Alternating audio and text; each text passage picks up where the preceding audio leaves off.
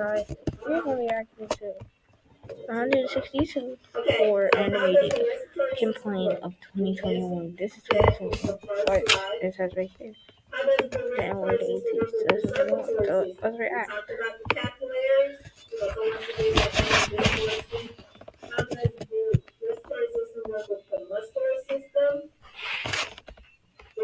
I was a teenager. I would often explore the deep web with my friends, specifically weird stuff on Hidden Wiki. There were definitely a lot of links to choose from. I never clicked on the violent links because I'm not into that.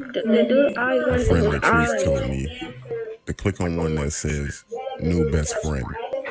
After doing so, it takes you to a page where you have to make a profile. I put the name Lisa on my profile. My real name is Susan. Once I made the profile, you are directed to a main page that has categories. There was silly, serious, smart, and smothering. We clicked smothering. I thought it was funny. After choosing, there was a list of people with their pictures, male and female. I clicked on a profile of a guy that had the name 5, like the number 5. I entered, and it didn't seem like someone who would be a smothering friend. When I was searching through his profile, I received a message from him asking if I were looking for a friend.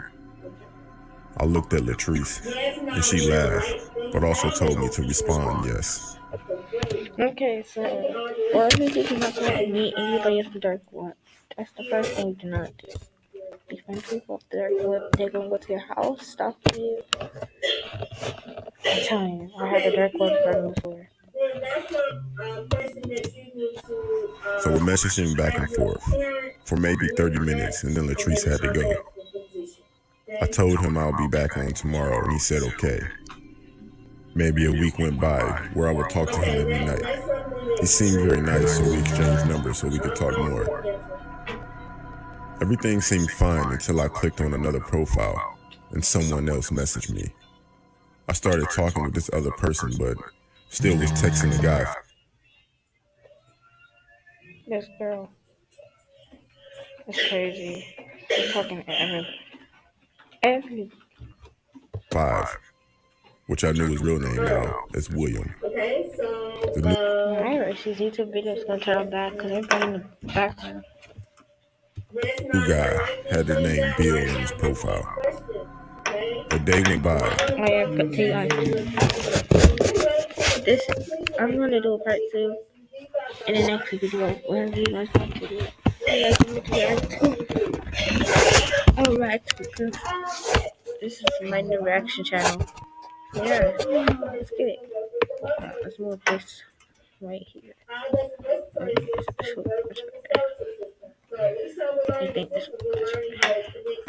And he seemed cool, but then William randomly asked me why I was talking with Bill. I didn't know what to say, so I never responded.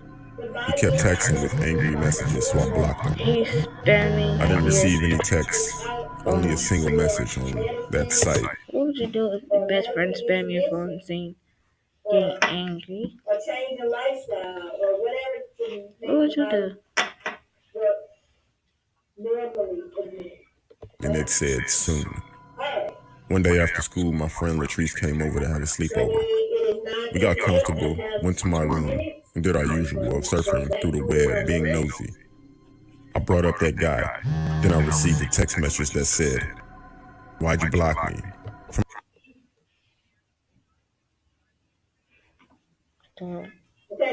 Friends with the dark web people. Denied.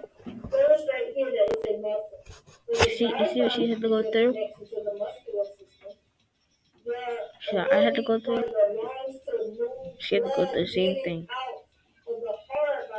Don't go through the dark web. From a random number. I replied with a question mark. Then he replied, "It's me, William." He texted. William is actually under her chair stalking her. And how I know because that's what my friend did to me. Just stop being friends with him.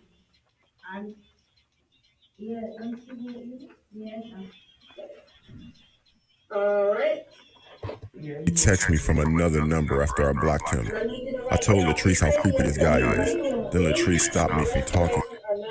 She knows that he's under the chair. She's not dumb. Latrice is smart. She's dumb. Because she thought she heard something. Then I heard a voice. He's in her house. Go check it out. No, don't check it out. Don't go investigate. He might kill you or something. My friend tried to do that. I actually ran away from him. We moved to this voice. This look. I'm not that creepy. We both responded by screaming and looking around. I saw someone coming from under my bed, so we ran screaming out of my room, and my mother called the cops. They didn't get him because he came from right under the chair. Like I told you, he's under the chair.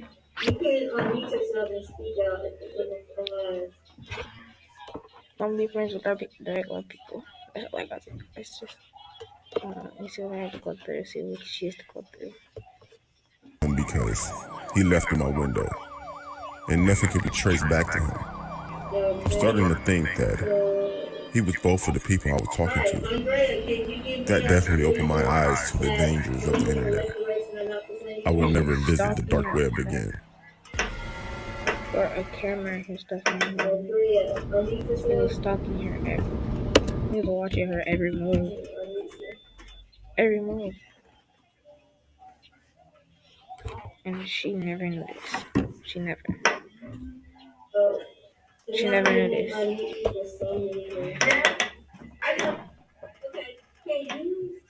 You said it's God to go through? Don't be like her. Be better than her. I don't even know what happened just now. Like you said, don't be like her. Be better than her. Let's skip ahead and look at this one.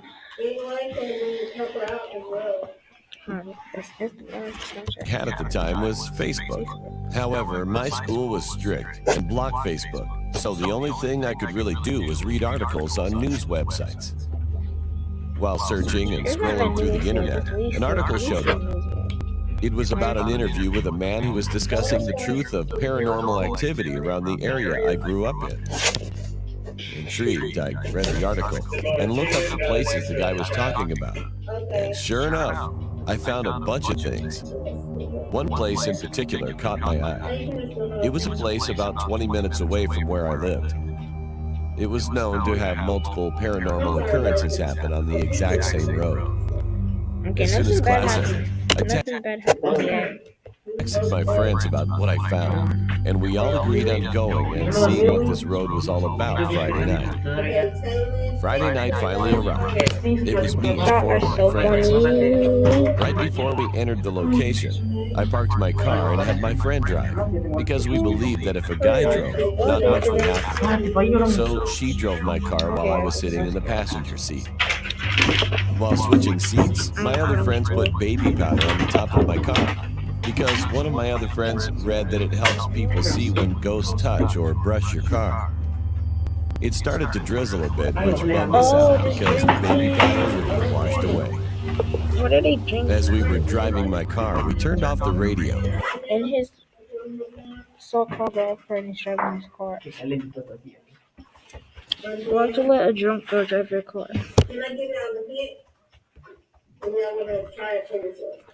To make it more suspenseful, all of a sudden, we heard someone from a distance scream bloody murder.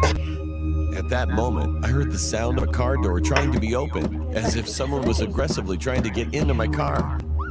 After that, we saw a police car driving so fast with the sirens on, as if they were chasing someone on a major highway. The problem with that was the road was paper thin and had tons of sharp turns, so we couldn't go that fast without crashing into another car. Plus, the car didn't have any of the county police or... All of them. I felt really sorry. When I wrote down like this, I thought I was crazy or something, seriously. But when I was talking with my mom about the past, I didn't believe that I did it. And finally, the last story is the main point of why I had to write this. Because this is... There's always so much right here. What's wrong? I asked him, but he pointed his finger on his mouth and pointed it to the window.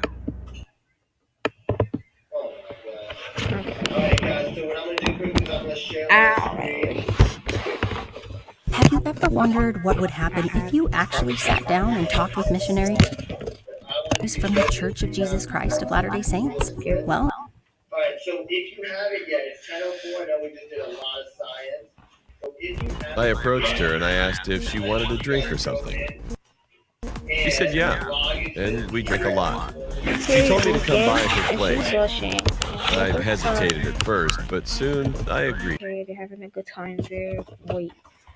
Bad going on. Pow. She's gonna cry. Pow. He's gonna cry. I told my friends that I was leaving early, and we booked a cab. We got in the cab, and 15 minutes later, we arrived at her house. Her apartment had a... Alright, guys, I'm back. Kinda not back. Okay, guys, let's unpause the video. Let's begin the video. had a 2-floor. Nothing special, but just normal. We stepped inside, and all of a sudden, I smelled something rotten. I got a bit nauseous and asked her if I could use the bathroom. She smiled and said yes. I rushed in, and as I did, the smell got stronger. That's where the smell was coming from. At first, I didn't pay attention and puked into the sink. I thought that I had drunk a bit too much, but it was not. Just then, I heard a splash of water right beside the bathtub. I turned and opened the shower curtain, and then what I saw made my heart drop. A dead body of a boy around my age, mutilated, was lying in the bathtub obliquely. He was better than that. As I got closer, I realized that his right leg was cut off. The other boy, he got stabbed. I was freaked out. I wanted to scream, but it didn't come out. But I decided not to go outside, because she might be a psychopath killer and could kill me too. I tried to find an escape. Then I spotted something that I wasn't expecting. This dude is smart. A small pocket knife stuck out from his jeans. He had a fucking knife from trying to kill his girl. Good job. You did a good job. Dum-dum. Pocket. I cautiously took the knife and flicked the door open. This dude's smart. There was no one outside, and only that girl was sitting on the steps. I asked her what was in the bathtub, and suddenly, her expression got different. She flashed a meaning. I had immediately turned like that, from that, to from a big smile, to crap.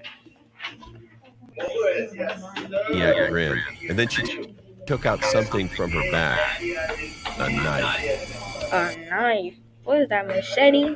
Look at this. It's not even look like a knife.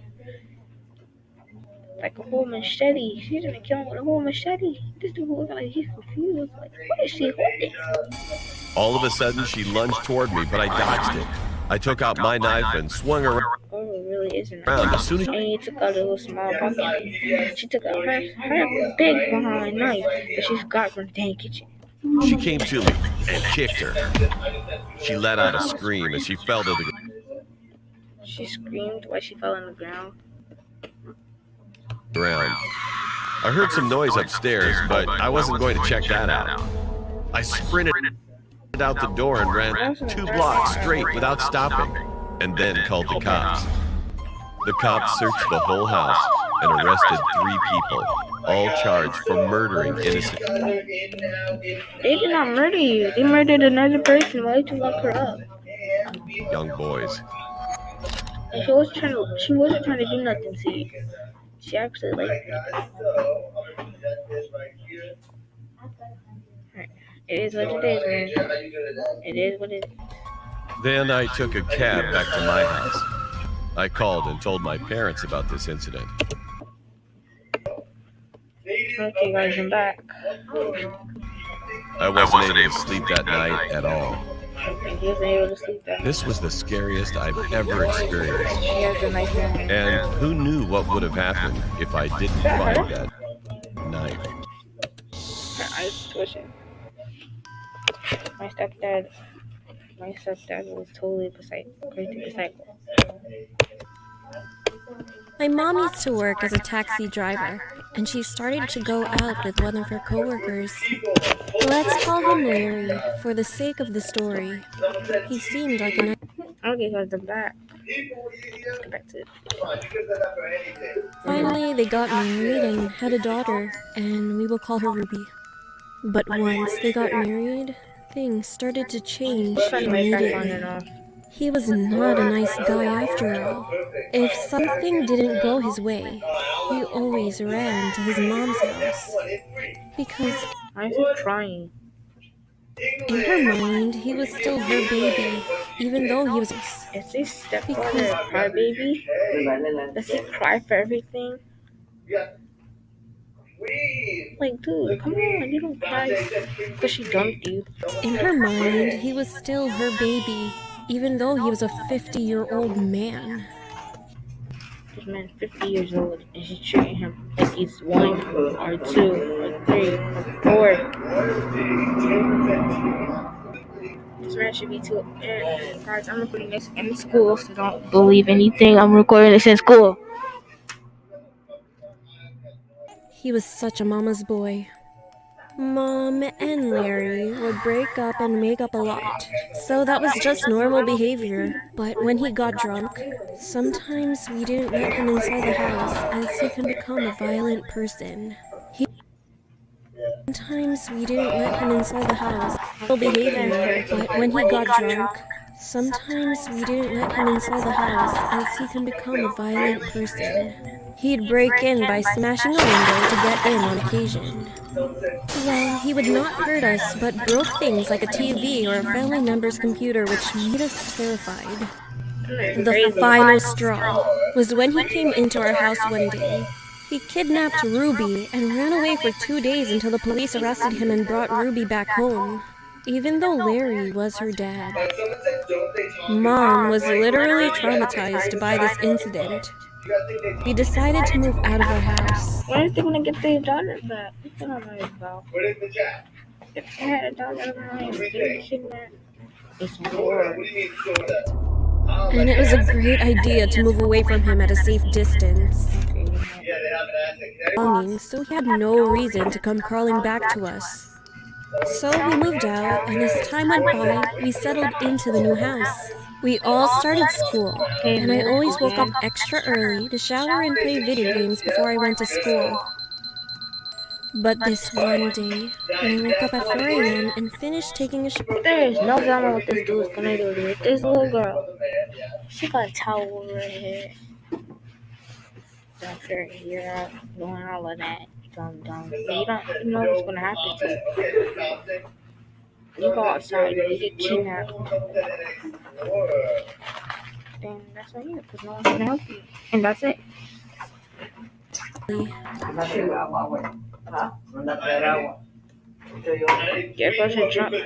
drunk stepdad kidnapped Ruby. Kidnapped you. I came out of the bathroom and looked out of the window unintentionally. It was still dark, and there was a man who was walking up and down the path by the side of our house. Suddenly, he looked up and stared at me. He realized that I saw him. I stood there and did nothing. Then he walked away and stood under the streetlight. It was Larry. He had the most malevolent smile I've ever seen. He came over to the mailbox saying that he was sorry. He said that he wanted to talk to my mom so they could start over again. I ran to Mom and woke her up. He's sorry. Why is y'all left to do it? If dude said he's sorry, if he's sorry. Whole different story. Died. About 10 minutes later. The dude wants the mom back. Google please. If he wants the mom back, then it's just him and hers to work it out. him and him. They had to work it out. Like I said. Later, the police came to arrest him. They found out that he drove a car while drunk and left it halfway up the road. And when they searched him, he was drunk. He had a surgical scalpel in his pocket. He told the police that it was just a joke. It was just a joke. Yeah, it was just a joke. Like, policemen said, that's stupid. But no one believed him. Okay, that was cool. Hi, I'm Alex Schultz. A few years ago, my friend Andrew and I took a surf trip to Bali, Indonesia, and saw firsthand just how... Bro, why am I talking to guys instead of doing work? What you guys need to do? Hi, guys. Nice to meet you. Story. When I was a kid, I was really into paranormal things such as ghosts and spirits, so I always got really excited for Halloween. On one Halloween, my parents took me and my brother to a ghost tour in the city. During the tour, we would visit real haunted houses, which were said to have some really violent ghosts. I couldn't be more excited. We arrived at the location for the tour meetup, an empty parking lot, but we were a bit early and nobody else had arrived yet. It was a chilly October night, so my parents decided that we should find a building to wait in until more people arrive. We walked over to the building that the parking lot was meant for, an old hotel, and entered the vestibule. We tried to fully enter the building, but we found that the doors leading to the lobby inside were locked. After a few minutes of standing around, I started to feel strange.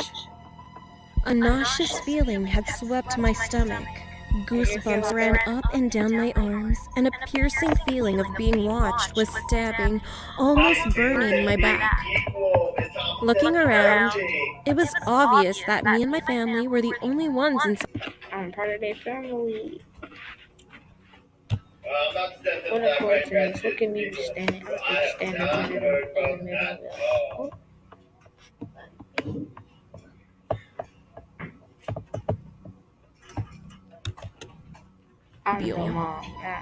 The lobby of the building was also devoid